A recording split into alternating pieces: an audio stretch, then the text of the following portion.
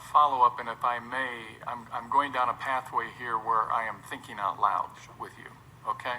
Yeah. Very much aware that the cameras are on, but hopefully that we can have this discourse. I think the line that I am seeking to find, and I'm trying to tease out of you, if I may, not tease, but the proper term, tease.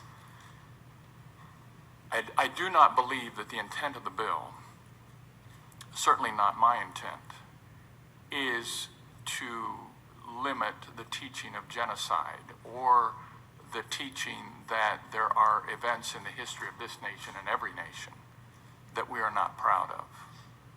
But I do think that there is a line that can be crossed, that when the teaching of such a historical event, such as a genocide, is taught, that it then proceeds forward with the instruction that it was people of your color that performed the genocide, or that it was people of your color, and then when that guilt then is transferred from that which is history into a child in the future, that is where I personally stand against, and I will go on record as saying I'm against that.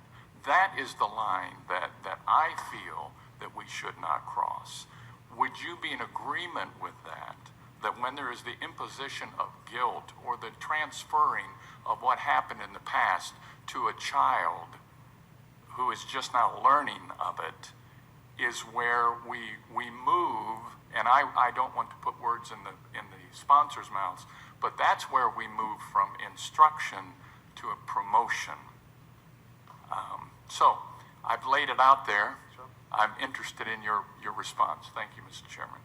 And I appreciate you thinking out loud and getting towards this together, because I think in one of the issues with conflating these two bills in this way has been also this, being able to use the point at this moment of to say the child at the moment when, I've been talking about university teaching, and obviously there are elements of overlap, but I'm even thinking, I don't even know within an Ohio classroom whether the topic of genocide would be raised in a K through 12 classroom. I mean, I think, that would be something to, for the curriculum developers to really think about, even as a term.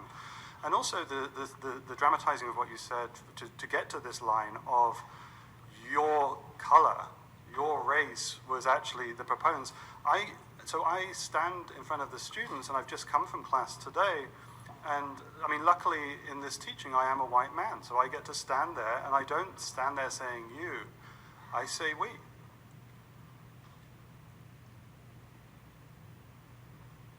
And I'm lucky that I get to say that we in that classroom context, because it actually enacts a process of community within the class, because it is a fact of the perpetuators of a genocide were white settlers from Europe in the historical record that we're talking about.